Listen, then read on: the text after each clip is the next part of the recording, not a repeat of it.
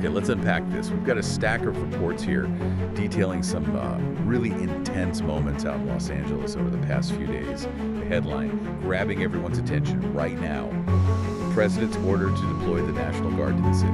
That's right. Our deep dive today is all about getting to the bottom of what happened there, drawing strictly from the sources you've provided primarily, reports and transcripts from BBC News. We're going to look at those federal immigration enforcement operations, the community reaction, the protests and clashes that followed, and of course that pretty significant federal decision to send in troops. And our mission is to help you cut through the noise. We'll unpack these reports, understand what unfolded on the ground, look closely at the very different perspectives being presented by various officials and groups, and explore the layers of authority and community identity that seem to be at the heart of this. It's a complex picture, for sure, but we're going to break it down for you quickly but thoroughly. Precisely. And based on these reports, the starting point for this whole situation seems to be those immigration enforcement operations. Right, so the spark that ignited this unrest, according to these reports, was a series of operations by Immigration and Customs Enforcement, ICE. These weren't local initiatives, the sources are clear. These were carried out across Los Angeles County on Friday and Saturday, directed at a national level. And the scale they mention is pretty eye-opening. These reports cite as many as 118 arrests in LA this week as a result of these ICE operations, with a significant chunk, 44, happening on Friday alone. Wow. You even have California Governor Gavin Newsom quoted in one report calling the raids cruel. Cruel. Yeah. That gives you a sense of the temperature immediately. Yeah. And the reaction on the ground sounds immediate and visceral. Reports describe clashes breaking out as demonstrators quickly gathered to oppose the raids. Right. They happened in specific locations mentioned in the sources: West Lake District, South LA, and near the Federal Building in downtown LA. That location near the Federal Building is interesting because reports say detainees were allegedly being held there, which apparently led to demonstrations, graffiti, and people throwing objects. Yes, and the city of Paramount became a real flashpoint on Saturday. Reports of another raid there sparked further significant clashes. But it's important context, highlighted by LA Times reporter Rachel Uranga in one of the sources, that this wasn't citywide chaos. It involved a couple of hundred people in certain locations. Okay. The LA County Sheriff, Robert Luna, put the numbers specifically at the Paramount protest around 400. Right, 400. And the initial intent, according to a witness quoted, was quite simple: peacefully tell them to not take our people.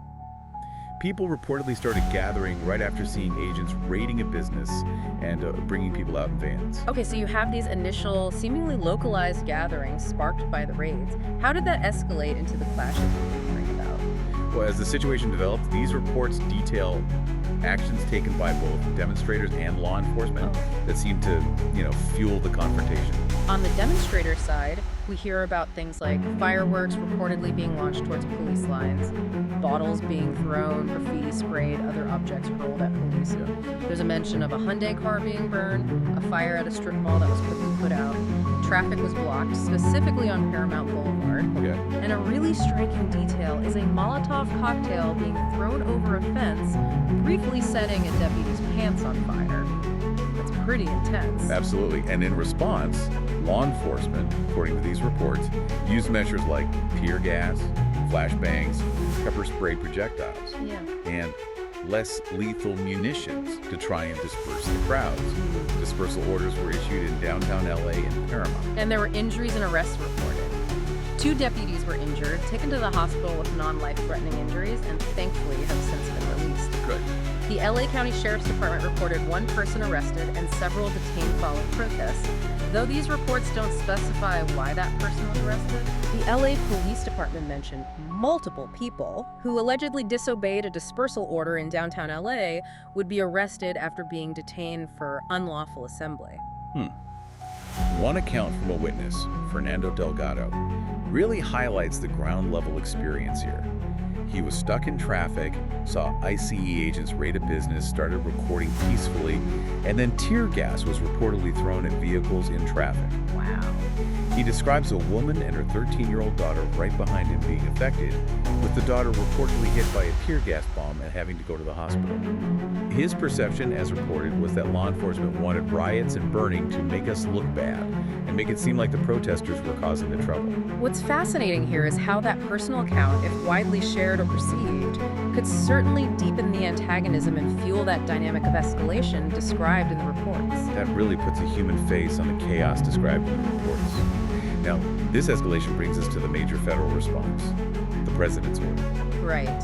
President Trump ordered 2,000 National Guard members to Los Angeles to deal with the unrest following that second day of clashes. Okay. At the time these reports were compiled, there was actually some conflicting information about the status of that deployment. Really? Yeah, President Trump had posted on social media thanking the National Guard for a job well done, sort of implying they were already there or taking action. Right. But Mayor Karen Bass contradicted that, stating the National Guard had not yet arrived in the city of LA. Okay, so a bit of confusion there. A bit, yeah. However, a federal official, interim U.S. Attorney Bill ACLU, indicated the troops were indeed expected to arrive within 24 hours. Okay, so uncertainty about their immediate presence, but a clear order had been given. How did the president reportedly make this deployment happen? These sources mention a specific legal mechanism. They describe it as using a rarely used legal mechanism, a federal law known as Title 10. The reports list the circumstances under which this law allows the federalization of National Guard troops, like where the U.S. is invaded or in danger, where there's a rebellion or danger against the government's authority, and where the president is unable with the regular forces to execute U.S. laws. This definitely raises questions, and the sources themselves note it's not currently clear if presidents can use this mechanism without the order or consent of the state's government. Right, that's a key point of ambiguity here. The reports provide some historical context, too, mentioning Trump's previous calls for National Guard deployment during the George Floyd protests, where governors generally retained authority.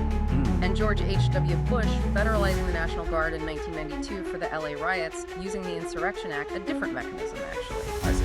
It's also noted that Trump had previously outlined plans to use the National Guard to assist IC with deportation. And if the federal response wasn't dramatic enough already, one report mentions a threat from U.S. Defense Secretary Pete Hegseth to mobilize active duty Marines if violence continues. Yeah. That certainly ratchets up the tension described. Absolutely. And this whole situation clearly involves a major disconnect in how different parties view both the problem and the appropriate response.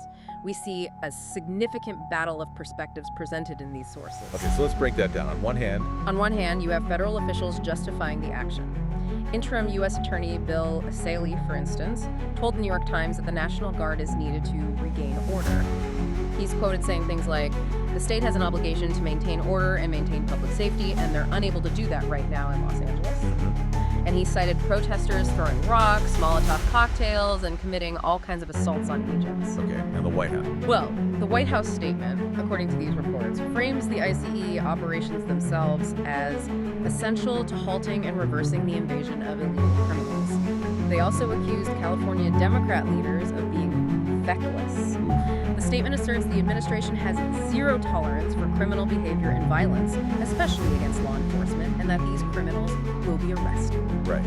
And then there was the president's own post. Yeah, President Trump's social media post, quoted in one report called "The Governor and Mayor Incompetent," described the protesters as radical left instigators and often paid troublemakers who will not be tolerated, and even stated masks will not be allowed to be worn at protests.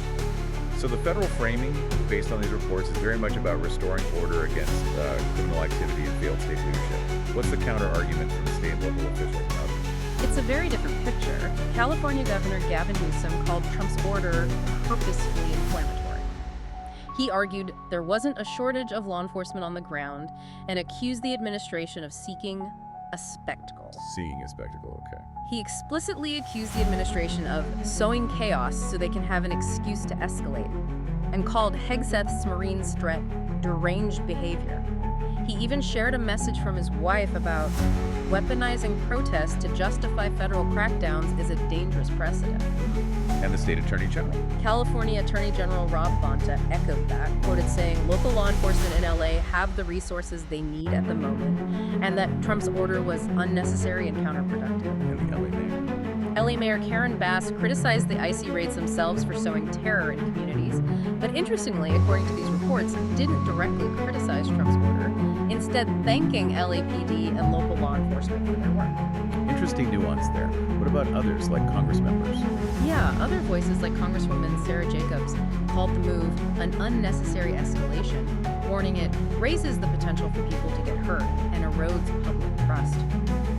Senator Alex Padilla described using the National Guard this way as a completely inappropriate and misguided mission, saying the administration is just sowing more chaos and division. Okay. And the ACLU weighed in. They weighed in strongly, yes, calling Trump's order unnecessary, inflammatory, and an abuse of power. Director Hina Shamsi is quoted saying it puts residents in danger and troops in legal and ethical jeopardy, arguing it recklessly undermining our foundational democratic principle that the military should not police civilians. Wow. They explicitly cited protests responding to dangerous immigration raids and specifically the arrest of union leader David Huerta as triggers. What's fascinating here, looking at these reports side by side, is the stark contrast in how the situation and the necessity of the federal response are described. Exactly. One side paints a picture of uncontrolled rebellion requiring external intervention, while the other portrays local law enforcement as handling the situation, with the federal action being a deliberate, inflammatory escalation. It highlights a fundamental disagreement on the reality on the ground and who is responsible for it, based purely on the accounts in these sources. Precisely. And to really understand why immigration enforcement operations, especially federal ones, could spark such a strong and layered reaction in Los Angeles specifically. These sources give us some deeper context about the city itself. Right. KJ Hiramoto from Fox News 11, quoted in one report, points out what he calls a big disconnect between local and national immigration priorities, stating that immigration is a big identity when it comes to Los Angeles. The big identity. Yeah. He describes the federal agents involved in the raids as law enforcement with no local ties. Okay, that makes sense. And the sanctuary status. There's also the context of LA and California having sanctuary city-state status. Based on the sources, this status generally means local law enforcement is not meant to cooperate with federal immigration officials. Right. The perception that lines are being crossed apparently occurred when local law enforcement did assist the federal ICE agents in these operations. I see. So that cooperation itself could be a friction point. It seems like it, based on these reports. And the demographics. LA Times reporter Rachel Uranga adds that LA is a notoriously blue area with a really heavy immigrant population. She emphasizes how the economy really depends on immigrant labor and on communities that are tied to immigrants. Okay. She cites a striking statistic. 1 out of every 2 children are immigrants, or live in mixed families where one member may not have legal status. 1 out of 2 children. Wow, that statistic alone really puts the scale of community ties into perspective. It does. And she even calls Los Angeles ground zero as a test for the limits of Trump's immigration policy, given the city's unique demographic and economic relationship with immigration. Ground zero. And that brings us back to that specific arrest you mentioned, David Huerta. Yes. The detail about the arrest of David Huerta adds another specific example of why these events resonate. He's the president of SCE California, a huge union representing like hundreds of thousands of people. Yeah. His union claims he was simply peacefully observing a federal operation when arrested and suffered injuries. But the federal side says. The U.S. Attorney Bill Asaley, however, claims Huerta deliberately obstructed federal agents by blocking their vehicle and faces arraignment. So conflicting accounts there too. Exactly. This incident was cited by the ACLU specifically as a reason for protests. So if we connect this to the bigger picture, these details, the deep community ties, the sanctuary status, and incidents like Huerta's arrest, they help explain why federal immigration enforcement, especially when perceived as involving local elements against community wishes, sparks such a strong and layered reaction in a place like LA based on the information provided in these reports. Okay, so bringing it back to the immediate situation based on these sources, what was the status of the protests when these reports were compiled, and what was anticipated next? Well, early Sunday morning British summertime, which was 3:00 a.m. Sunday in Los Angeles, The reports were somewhat mixed. Breaks down. Some sources said clashes had fizzled out or were dying down with only small groups remaining. However, other reports suggested confrontations were escalating or seemingly ongoing in Paramount in downtown LA, with detentions and road closures still happening. A reporter on the ground still described it as tense, hearing flashbangs and fireworks in the distance. So a slightly unclear picture of the immediate moment, but still tension. Got it. And looking ahead, what did the report say?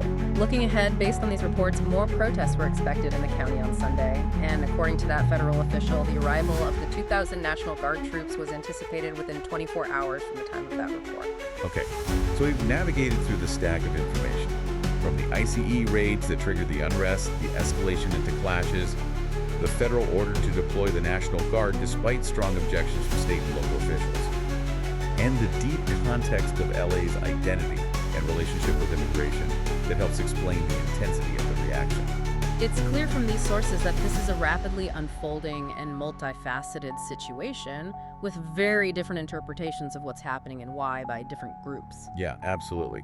This raises an important question. We've seen reports showing federal officials describe a breakdown of order requiring outside help, while state and local officials state they had the situation under control and the federal action was unnecessary and inflammatory. Right. We've also heard from a witness describing the impact of enforcement actions on seemingly peaceful bystanders caught in the middle. How do these different accounts of the same events challenge our understanding of who has the authority and responsibility for maintaining public safety? And how do federal actions intersect with local communities and state sovereignty, especially in a place with deep community ties like LA? Something to consider as you go about your day, diving deeper into the issues.